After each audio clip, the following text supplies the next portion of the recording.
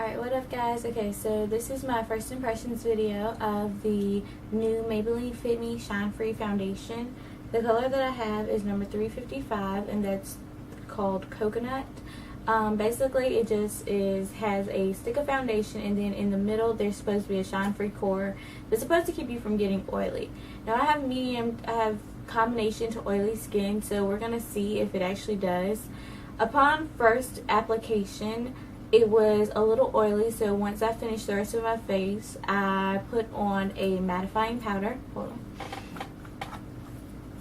I put on this new Essence All About Matte powder, and I just picked this up a few weeks ago, and I tried it out once, but I didn't like it because it left a white residue type thing. I don't know how to describe it, but I left it on my face. So I figured I'd be safe to use it this time because the foundation is so dark that when I put this on, it didn't make me look washed out. It just sort of helped get me back a little bit closer to my natural skin tone.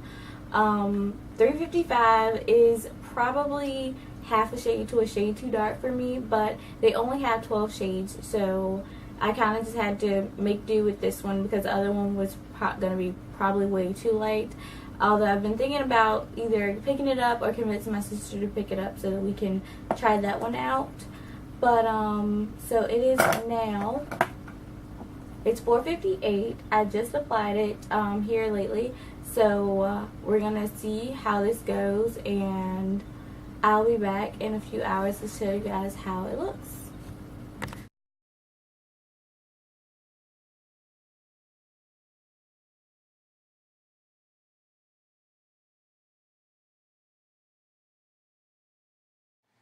Hey guys, so this is my final review of the new Fit Me foundation by Maybelline. This is the gel stick formula, and I think I've shown this part to you guys already, but I'll do it again. I'm number 355, which is the color Coconut, and this is the darkest shade that they have. The foundation comes in 12 colors. The cheapest you're probably going to find it is Walmart, which was $6.94, and I know drugstores are typically a little bit higher than that, so you're looking at anywhere from $7 to $12 for this foundation. Over the course of the few times that I've worn it, I have found that it is a medium coverage foundation, which it tells you that when you look at the display in the store. It tells you that it is a medium cover foundation. However, you can put on a couple of layers if you'd like more coverage, but a concealer would work just as well. It's pretty long lasting. The first impressions day that I put it on at 4:30, 4:50, somewhere like that, and I ended up not taking it off until about 3 o'clock in the morning, which wasn't my intention. It's just the way circumstances fell, and it looked like I had just applied it. Only I was a little oily. I can't say that it keeps you oil free because I have medium to oily skin, so I tend to get, or I have combination to oily skin, sorry. So I tend to get oily throughout the day. So I did find that it didn't really stop the oil from, appearing on my face. I just looked a little shiny, but a powder or an oil blotting sheet would fix that if you would like to pick this up. I will say that you don't get a lot of product for your price. I've probably used this probably 5 times, and I don't want to say it's went down. I don't really know how to describe it.